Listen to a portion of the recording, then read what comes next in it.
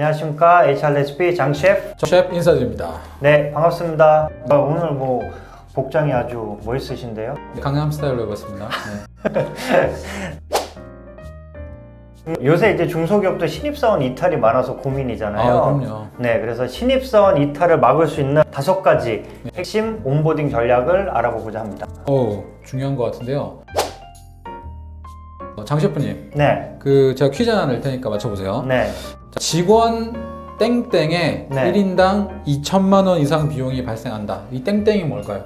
신입사원 교육 이런 걸까요? 네, 너무 허술하게 답변을 하시는데 네. 자, 바로 이직입니다. 이직. 직원 이직으로 발생하는 비용이 이제 1인당 평균 한 2천만 원 된다. 이제 이런 건데 그 고용노동부가 2023년 11월에서 12월 이제 315개 네. 이제 기업을 대상으로 해서 조사를 했는데요.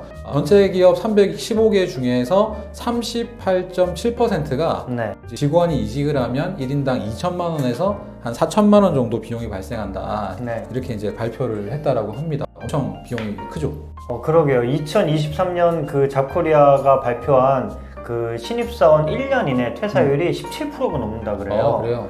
네, 그러니까 그 신입사원 이직으로 인한 파급력이 너무 큰 것 같습니다. 네.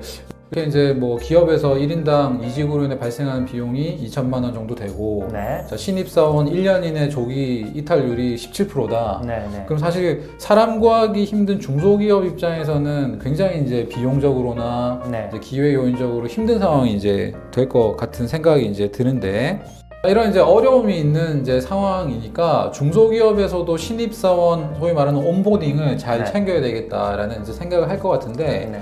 솔직히 중소기업 현장 인사 담당자분들은 이런 말씀 하시거든요. 저희도 알죠. 신입사원 잡고 싶고 중요한 거 이제 아는데 뭘 어떻게 해야 될지를 잘 모르겠다. 네. 전성도 없고 그냥 뽑아서 열심히 가르치면 되는 줄 알았고 회식 많이 시켜주면 되는 줄 알았는데 잘 안 되고, 네. 그리고 또 두 번째 문제는 현업에 있는 팀장님들이 네. 자기 실무 업무를 담당자처럼 많이 하고 있다 보니까 네. 이런 신입사원 온보딩 이런 시간 투자할 여력이나 이런 게 전혀 없다는 거죠. 이런 거를 하소연을 많이 하고 있는데, 그러다 보니까 신입사원 방치되는 경우가 많고, 그럼 나가면 또 업무 과부하 걸리고 또 악순환이 반복되는 상황이 계속되는 것 같습니다. 그래서 이번 시간에는 신입사원이 잘 일까지 정착할 수 있게 하는 온보딩 5가지 방법을 알아보도록 하겠습니다. 네. 구독과 좋아요 잊지 말아주세요. 자, 그러면 이제 본격적으로 이제 신입사원 온보딩 얘기를 이제 해봐야 되는데, 신입사원 온보딩 이러니까 좀 거창하고 그럴싸한 말 같은데 사실 쉽게 말하면 뭐라고 할 수 있어요? 온보딩은 채용되기 전에는 남이었지만 네. 이제는 우리 회사 사람이야 네. 라는 것을 인식시켜 주는 거죠. 너는 이제 우리 회사 사람이야. 그렇죠. 그런 안정감을 주는 거네요. 네. 되게 좋은 표현인 것 같은데, 근데 이제 지방에 있는 제조업 인사팀장님이 이제 한번 이런 얘기 하더라고요. 신입사원한테 설명해 줄 게 없어서 네. 특별하게 하는 것도 없는데 그냥 직무기술서 하나 만들어가지고 이제 출근한 첫날 이렇게 설명을 해줬대요. 네. 그분이 엄청 감동을 받으면서 어... 자기가 중소기업 몇 번 다녀봤지만 이렇게 자기 직무 설명을 자세하게 해주는 회사는 처음이다. 그렇죠. 이러면서 감동을 했다는 겁니다. 이 이야기 들으면서 도대체 이 중소기업 현실이 어떤 거냐, 이 온보딩 수준이, 이런 걸 많이 느꼈는데 어떻게 좀 보세요? 그러니까 직무에 대한 설명만 잘해줘도 이제 방황하는 기간이 반으로 네. 준다는 거죠. 예. 2023년 잡코리아가 160곳의 중소기업을 조사해봤더니 예. 신입퇴사, 그 조기 퇴사하는 이유가 1등, 2등이 다 직무에 따른 이유라고 합니다. 그렇다면 직무 관련해서 어떤 설명이라든지 관리만 어느 정도 했어도 네. 그런 이직률을 확 줄일 수 있었다는 건데, 네. 이런 좀 아까 그 지방 중소기업에 있는 그 인사팀장님 얘기가 좀 확 이해가 이제 되네요. 자, 그럼 중소기업에서 바로 실천 가능한 온보딩 5가지 팁을 좀 알아보도록 하겠습니다. 네. 저는 오늘 이 시간에 복잡하고 돈 많이 들고 이런 방법 설명드리기보다는 네. 우리 중소기업 현실을 감안해서 돈 안 들이면서도 실전적으로 쓸 수 있는 이 5가지 방법론을 같이 공유하고 얘기해 보도록 하겠습니다. 자, 첫 번째는 뭔가요? 네, 첫 번째는 아주 소프트하고 간단한 방법인데요. 신입사원 이제 출근 첫날 전에 사전 연락으로 불안감을 해소하라. 네. 네, 이겁니다. 네. 자, 보통 신입사원 출근하기로 정해져 있는 날 네. 그냥 출근하시잖아요. 네, 네. 별도의 뭐 안내 문자 정도는 있겠지만 뭐 자세한 설명은 없이 출근을 하는데 네. 신입사원 중소기업에 출근하는 이 상태, 그분은 좀 어떤 상태라고 볼 수 있을까요? 불안하고 초조하고 이런 상태죠. 예, 내가 첫날 가서 뭘 하는지, 그렇죠. 누구를 만나는지, 뭐 이런 거 잘 모른다는 거죠. 만약에 현장의 팀장님이 미리 문자를 보내거나 네. 아니면 전화를 해서 네. 아, 누구누구씨, 저 누구누구 팀장인데 내일 오면은 어떤 절차가 진행될 거다. 예를 들면 우선에 인사가 있을 거고 또 대표이사님 면담도 있을 거고 그 다음에 이제 공장이 있다 뭐 공장 견학도 할 거고 그렇죠. 그 다음에 뭐 오리엔테이션 시간도 있다 그러니까 그렇죠. 시간이 이렇게 흐를 거고 뭐 점심도 우리 같이 먹는데 뭐 어떤 메뉴 좋아하세요 뭐 이런 거를 소프트하게 이렇게 다뤄줬다면 네. 그분이 훨씬 더 환대받는 느낌으로 안정감을 이제 느끼겠죠. 그렇죠. 예, 무엇보다 이제 예측 가능성이 높아지니까 네. 내가 이 회사는 이런 설명을 잘해주고 내가 네. 좀 어떤 활동을 하겠구나 네. 라는 이제 안정감을 좀 느끼지 않을까 생각합니다. 네, 아주 쉽고 간단한 방법 같은데 그 간단한 걸 안 하는 게 그 당사자인 신입사원한테는 아주 큰 차이라는 것을 꼭 아셨으면 좋겠고요. 예, 보통 회사에서 이런 거를 절차화하지 않고 개인 팀장님의 그냥 개인 역량에만 맡겨버리니까 네, 친한 팀장님은 하시는 분도 있고 그렇죠. 좀 바쁘고 무뚝뚝하신 팀장님은 안 하고 그러다 보면 이 일관성이 좀 떨어지는 것 같아요. 그래서 이제 간단하지만 제도화하고 팀장님들한테 요청하시고 이렇게 하시면 좋을 것 같습니다. 네, 알겠습니다. 다음 두 번째 뭔가요? 네, 두 번째는 오리엔테이션 1시간 투자를 아까워하지 마라. 네, 그래서 네. 이겁니다. 네, 사실 이제 중소기업이 약한 부분이 이런 오리엔테이션인 것 같아요. 네. 자, 출근 첫날에 니 바빠요? 네. 자, 이 사람 일을 해줘야 돼요. 그러니까 출근하자마자 책상 여기고요. 자, 네. 컴퓨터 열어보시고 폴더 어떤 거 있는데 오늘 좀 급하게 이거 해주시면 될 것 같습니다. 네. 바로 이제 업무로 이렇게 이제 들어가니까 네. 이제 훅 들어오는 느낌이 네. 이제 생기는 거죠. 근데 내가 지금 회사도 모르고 여기 위치가 어딘지도 잘 모르고 그 다음에 뭐 이 회사가 어떤 핵심 가치를 가지고 있는지 네. 자세하게 뭐 분위기도 잘 모르고 사람도 모르는데 네. 이제 업무를 갑자기 하라고 하니 이게 좀 당황할 수 있으니까 출근한 첫날은 이런 오리엔테이션을 한 1시간 정도 투자하셔가지고 집중적으로 해주시면 좋을 것 같은데 네. 중소기업이면 규모가 적을 거 아니에요? 네. 그럼 이제 팀장님이 챙기는 것도 좋지만 좀 본부장님이나 이런 급이 있는 분이 좀 챙겨주셔가지고 아, 나를 좀 잘 챙겨주는구나 라는 인상도 주면서 자세한 설명을 좀 같이 해주는 거죠. 자, 회사가 어떻게 커왔는지, 그다음 주력 분야가 어떤 건지, 요즘에 이슈가 어떤 건지, 그 다음에 조직에서 중요하게 생각하는 핵심 가치가 네. 이제 어떤 건지, 그리고 본부는 어떻게 구성되어 있고, 뭐 이런 것들에 대한 얘기를 좀 해주는 거. 그리고 뭐 인사팀장님은 뭐 가능한 시간을 할애한다면은 이런 복무 규정이나 인사 규정이나 취업 규칙이라든지 이런 거 설명도 좀 네. 해주시고 이렇게 좀 디테일한데 다른 시간에 좀 하기는 힘들면 그 1시간 정도 할애하셔가지고 네. 이야기를 해주시면은 되게 명확성이 커지니까 그분 입장에서는 선제적으로 좀 궁금증을 풀어주는 그런 이제 느낌이 나서 그 첫날에 좀 안정감을 많이 느낄 것 같아요. 네, 맞습니다. 저 같은 경우에는 첫 직장이 신문사였는데요. 네. 저까지 동기가 7명이었는데 예. 뭐 사회부, 경제부, 심지어 노동조합까지 돌아가면서 매일매일 회식을 해줬습니다. 설명도 해주고 낮에는 설명해주고 밤에는 같이 술 먹고 노래방까지. 그래서 일주일 연속으로 노래방 가서 목이 쉬었던 그런 추억이 있는데요. 네. 근데 그거는 좀 과하지만 그로 인해서 그 다음에 그 분들을 그 대면하는 데 있어서 굉장히 편했던 네. 기억이 있습니다. 네. 그래서 저는 이제 뭐 이렇게 가는 것도 좋은데 사실 중소기업의 현실이 그게 다 안 될 수도 있으니까 이제 이런 거를 좀 1시간 정도만이라도 집중적으로 챙겨주고 나중에 이제 뭐 부서 인사하고 이런 것들은 좀 하면 되잖아요. 그렇죠. 그래서 이제 이런 거를 이제 제안 드리는데 오히려 이제 대기업이나 규모가 있는 회사는 체계적으로 돼 있어요.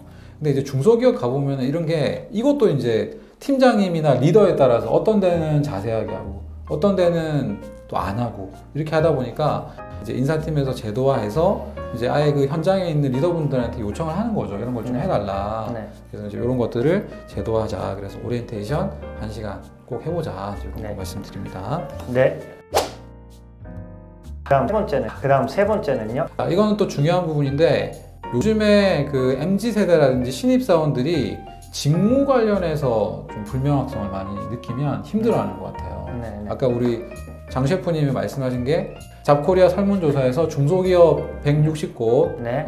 신입사원 조기퇴직 사유 1, 2번이 직무라고 그렇죠. 말씀하셨는데 사실 중소기업 가보면 직무기술서 잘 없죠. 네네. 그냥 주먹구구식으로 하거나 전임자가 쓰던 컴퓨터 열어보고 맞아요. 폴더 안에 들어있는 거 업무 분류 이렇게 돼 있고 대충 누구랑 하는구나 이제 추론할 뿐인데 직무기술서를 정리해서 이 사람이 해야 되는 일이 어떤 건지 그 다음에 성과 책임이라고 우리 예담에서는 얘기를 많이 하니까 이런 일을 통해서 궁극적으로 달성해야 되는 지향점, 목적이 어떤 건지를 정확하게 설명해주고 전달할 수 있다면 이 직무에 대한 불명확성이 또 사라지니까 네. 이 부분도 굉장히 이제 효과적이고 분명히 직무를 보고 또 질문 자체도 생산성 있게 질문이 되겠죠. 네. 이 일에 대한 뭐 구체적인 질문이 되는데 이런 게 없으면 저 뭐 해요? 어떤 일 해야 돼요? 누구 만나야 돼요? 이제 이런 일이 이제 반복된다면은 비효율성도 커질 것이고 그래서 직무 기술서를 만들어서 이제 좀 준비하셔가지고 제안해 주시면 좋겠다. 네. 이 부분은 좀 투입이 좀 있는 게 직무 기술서가 없는 회사 입장에서는 또 만들어야 되잖아요. 네.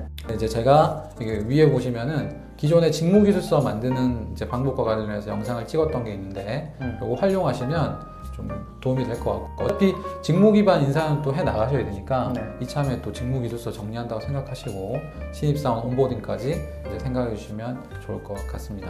네. 그리고 신입사원이 처음에 가서 제일 당황하는 게 직무기술서를 통해서 내가 무슨 일을 해야 되는지 알아도 당장 내가 오늘 뭘 해야 될지 네. 그게 이제 고민이거든요. 예. 근데 다들 바빠서 자기 할 일을 하고 있으면 혼자 직무기술서를 보고 뭘 일을 시작하기가 힘들어요. 그래서 처음 한 달 정도까지는 매일매일 그 신입사원이 뭘 해야 될지를 좀 워크 플랜을 세워서 그렇죠. 뭐 하고 예. 그거를 구체적으로 알려주는 게 예. 되게 좋을 것 같고 한 달이 지나면 그 다음부터는 자기가 이제 뭘 해야 될지 조금 익숙해지겠지. 약간 이제 OJT 같은 느낌을 이제 녹여내가지고 네. 이제 내가 직무기술서에 있는 일들을 어떻게 이제 뭐 쭉 이해해 나갈 건지에 대한 계획을 네. 좀 잡아주고 예를 들면 이제 선임자를 또 한 명 붙여가지고 좀 이해를 시켜주는 그런 시스템도 만들어주는 게 네. 좋을 것 같다라는 생각을 해요. 그래서 보통 이제 이런 직무기술서와 신입사원 온보딩 얘기를 하면은 중소기업에서 그게 무슨 상관이냐 직무기술서랑 신입사원 온보딩이랑 얘기를 하지만 이렇게 일이 되게 중요하기 때문에 영향을 준다라는 거 생각을 해주시면 되겠습니다. 네, 그 다음 4번은 뭐죠? 네 번째는요. 이것도 조금 더 품이 들어갈 수 있긴 해요. 근데 큰 돈이 들지는 않는 건데 멘토링 제도 같은 프로그램을 구축하는 게 큰 힘이 된다. 네. 멘토링 제도 경험해 보셨죠? 네네. 네. 멘토 해보셨어요? 예, 멘토 해봤습니다. 멘티는요? 멘티도 해봤습니다. 어땠습니까? 네. 좋았고요. 예. 일단은 저는 멘토, 멘티도 있고 그 후에 소개해 주실 그 버디 제도라고 볼 수 있는 걸 했는데 옆에 이제 있는 직원이었는데 제가 화장실이 가고 싶은데 예. 당장 화장실이 어디 있는지도 모르는 거예요. 그만큼 모든 게 낯선 거죠. 네. 그럴 때 그 친구가 이제 우리 회사의 이제 구조를 네. 알려주면서 어디 화장실이 있고 어디 회의실이 있고 이런 걸 알려주는데 네. 너무 그거 고맙더라고요. 굉장히 중요한 정보잖아요. 네네. 헤맬 수 있는 건데. 네네. 장 셰프님이 경험한 것처럼 이제 멘토링 제도, 버디 제도 두 가지가 이제 있는데요. 멘토링 제도는 이제 선후배 간의 연결점을 만들어 주는 거죠. 그래서 네. 뭐 선임급 정도 되는 선배님을 멘토로 지정하고 이제 신입사원을 멘티로 지정해서 뭐 3개월 또 6개월 이렇게 기간을 정해가지고 네. 업무적인 거라든지 관계적인 거, 조직적인 또 때로는 개인적인 액티비티, 뭐 식사나 뭐 술자리, 영화 보기, 산행 이런 거 하면서 되게 친해지고 또 그 멘토 한 명 때문에 내가 떠날까 고민했다가도 그렇죠. 이 조직에 남아있는. 그래서 사실은 3개월에서 6개월만 지나면 정착을 하게 되잖아요. 그렇죠. 이제 그런 것들이 이제 좀 도움이 이제 된다고 보는 것 같고, 물론 이제 멘토링이라는 게 아주 간단한 건 아니죠. 네. 뭐 우리가 멘토링 프로그램을 약간 어느 정도 짜서 가야 되기 때문에 뭐 간단한 건 아니지만 그 투입한 만큼 효과가 분명히 이제 있을 수 있고, 또 번째는 이제 그 버디 제도라고 해서 휴넷이라는 회사 아시잖아요. 네. 거기서 제가 기사를 보니까 멘토 멘티는 선후배 관계라서 장점이 또 있는데 단점은 좀 선배가 불편하다는 거죠. 네. 그래서 동갑내기나 네. 비슷한 연령대 분들을 이제 이렇게 버디로 묶어준대요. 그래서 네. 아까 장 셰프님이 말씀하신 디테일한 부분들 네. 또는 이제 멘토링과 비슷한 액티비티나 이런 여러 가지 활동들을 하기 위해서 이제 정착시킨다 이제 네. 이렇게 얘기를 하는데 뭐 생각보다 동지원이 일부 있다 해도 큰 돈이 안 들면서도 네. 효과적인 제도가 아닐까 생각합니다. 그러니까 대기업 예전에 공채를 할 때는 그 동기들이 있잖아요. 네. 그 동기 제도가 참 그런 정착에 도움이 많이 되는데 네. 중소기업은 이제 인원도 많이 뽑지도 않을 뿐더러 그렇죠. 요새는 또 수시 채용으로 한 명씩 또는 맞습니다. 경력으로 한 명씩 뽑다 보니까 동기 개념이 없어요. 그래서 이런 버디 제도를 통해 약간 동기 비슷하게 만들어 주는 것도 꽤 도움이 될 것 같습니다. 네. 그다음 여섯 번째는 제일 이 5가지 팁 중에서 중요한 거라 생각하는데 1대1 피드백 면담을 시행하는 것이 필요하다 네. 말씀드리는데 중소기업에서는 거의 하지 않고 있는 거예요 사실상. 그렇죠. 그냥 이제 이것도 팀장님에 따라서 개별 역량에 따라 가는데 네. 자, 신입사원은 어떤 상태죠? 뭐 막연하고 네. 그런 상태죠. 굉장히 불안하죠. 네, 네. 자기 의견을 전달하고 싶기도 하고 네. 또 회사의 방향성을 얘기를 좀 듣고 싶기도. 왜냐면 자기가 지금 잘하고 있는지 아닌지 네. 공식적으로 피드백 받기 원하는데 이제 신입사원의 이런 상태를 고려해서 이제 집중적으로 한 초기 3개월 동안 면담과 피드백을 해주는 거죠. 네. 자, 그래서 입사하고 1주차, 네. 그다음에 입사하고 한 달, 네. 2달, 그다음에 석 달, 이 정도까지는 좀 공식적으로 너댓 번 이상의 이제 면담을 이제 해주는 게 이제 필요하고. 네. 그럼 이제 뭘 할 거냐? 네, 네. 이제 업무적인 거, 조직 적응, 네. 관계적인 거, 협업, 그다음에 뭐 아주 디테일한 고충 이런 거 있잖아요. 네. 나랑 잘 안 맞는 부분도 있을 수 있고 이제 이런 것까지 해서 면담을 해주시는 게 이제 필요하다. 다만 이 중소기업 팀장님들이 어려움 있는 거는 네. 한 가지 있죠. 그렇죠. 실무를 예. 하시느라 바쁘시죠. 예, 실문을 하느라 너무 바쁘다. 네. 네. 그러니까 이거는 이제 인사팀에서 제도적으로 챙겨야 될 부분이 사실 네. 있는 거예요. 그러니까 무슨 네. 말이냐면은 지금 신입사원 이직률이 높으면 현장도 힘들고 인사팀도 힘드니까 자, 이런 포인트를 약간 공동의 과제로 해결하기 위해서는 이제 인사팀에서 어떤 면담 프로세스나 양식이나 절차 이런 거를 공식화해서 세팅해주고 네. 현장 팀장님들이 이걸 잘 활용할 수 있게 교육도 하고 또 그 다음에 현장 팀장님들이 이것을 이제 활용하고 썼을 때 발생하는 어떤 긍정적인 효과들 있잖아요. 네. 그런 거를 또 서로 공유하고 네. 베스트 프랙티스도 알리고 이제 이런 것들이 맞물려서 좀 잘 돌아가야 되겠다라고 생각합니다. 네. 면담과 피드백이 중요한 건 알겠는데 네. 조금 안 해보셨기 때문에 그렇죠. 익숙치 않을 것 같아요. 이걸 네. 단계별로 좀 절차를 설명해 이게 주시죠. 뭐 5가지 정도 인사팀에서 구상을 할 수 있을 거라 생각하는데 첫 번째는 체크리스트 같은 걸 좀 주셔야 될 것 같아요. 네. 그러니까 팀장님들은 실무적으로는 되게 능력이 좋으시지만 이런 면담이나 성과 관리는 좀 약하시니까 그렇죠. 어떤 단계를 거쳐야 되는지 네. 그 다음에 사전에 내가 준비할 게 어떤 건지 네. 그런 것들을 업무적인 거 그 다음에 또 동료의 약간 그 평판도 들어보고 네. 이 사람에 대한 피드백도 확인을 하는 거라든지 네. 그 다음에 뭐 이렇게 면담 장소나 일정을 확인하는 그런 절차에 대한 체크리스트를 드리고 네. 두 번째는 그럼 막상 이 1대1 면담 과정에 들어갔을 때 뭘 해야 되지? 이거 되게 난감한 거거든요. 네. 그럼 이제 질문 카드 같은 것들을 미리 좀 준비해 드리면 좋을 것 같아요. 그러면 영역을 좀 나눠야 되겠죠. 네. 업무 영역 관련해서는 내가 어떤 질문을 던져야 되는지 네. 이 신입사원에게 그 다음에 역량이라든지 아니면 이제 관계라든지 조직 문화 관점에서는 그냥 뭐 팀장님마다 다른 질문 던지지 마시고 좀 일관되게 유사한 질문을 던져가지고 좀 체크도 해두고 이제 할 수 있도록 하는 거. 이런 두 번째는 면담 진행과 관련한 이제 실무 카드 같은 걸 드리는 거 질문.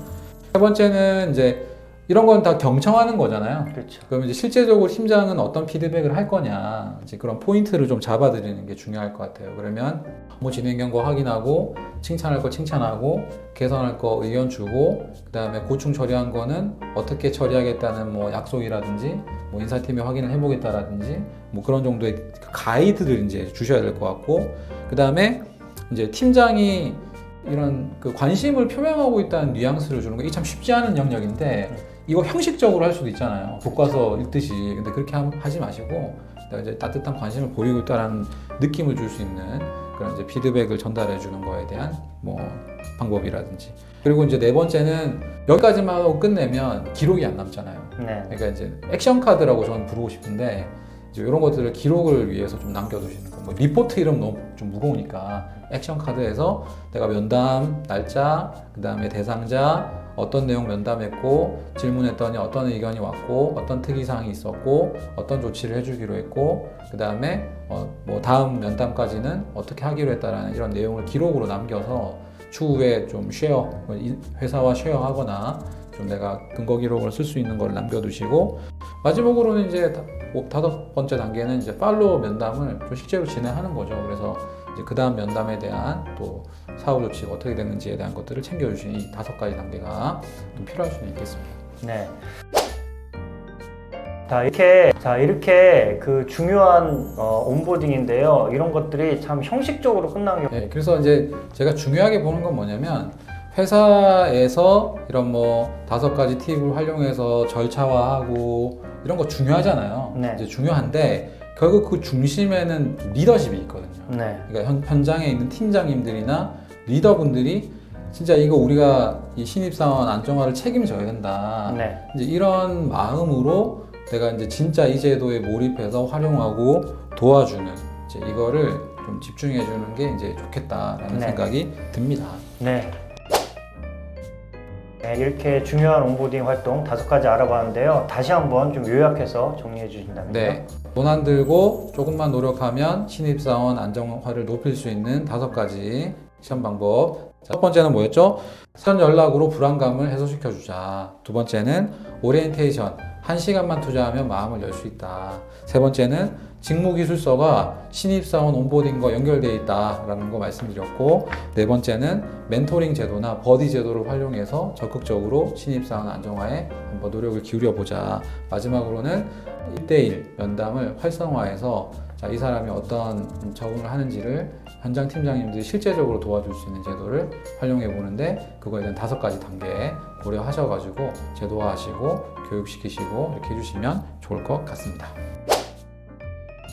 네, 이렇게 온보딩은 우리 회사에 들어온 소중한 신입사원을 붙잡을 수 있는 확실한 방법입니다. 먼저 간단한 것부터 꼭 실천해 보시기 바랍니다. 자, 구독과 좋아요, 알림 설정 부탁드리고요. 다음에도 또 좋은 영상으로 찾아뵙겠습니다. 감사합니다. 감사합니다.